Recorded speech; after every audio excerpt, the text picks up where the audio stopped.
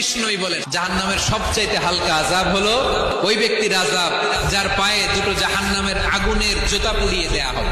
ওই আগুনের উত্তাপে তার মাথার মগজগুলো ভাতের মারের মতো টপ টপ টপ টপ করে বেয়ে বেয়ে পড়বে। জাহান্নামের ভেতরে লক্ষ লক্ষ কোটি কোটি কাফির মুশরিককে দেওয়ার পরেও জাহান্নাম বলবে হাল মিন মাজিদ, আরো আছে নাকি, আরো দাও, আরো দাও, আমার ক্ষুধা নিবারণ হয় নাই। জাহান্নামে তো উত্তপ্ত হবে, জ্বলন্ত হবে, ভয়ঙ্কর হবে। জাহান্নামের এক অংশ আরেক অংশকে খেয়ে ফেলবে। আল্লাহু আকবার। ফেরেশতারাও টালমাটাল হয়ে যাবে। জাহান্নামের রক্ষী ফেরেশতারা কি করবে তারা নিজেরাও বুঝতে পারবে না। কোটি কোটি মুশরিক কাফেরদেরকে জাহান্নামে নিক্ষেপ করার পরেও জাহান্নাম ঠান্ডা হবে না, শান্ত হবে না, বলবে হাল মিন মাজিদ, আরো আছে নাকি, আরো দাও। তখন আল্লাহ তাআলার কুদরতি পা জাহান্নামের ভিতরে ঢুকিয়ে দিবেন।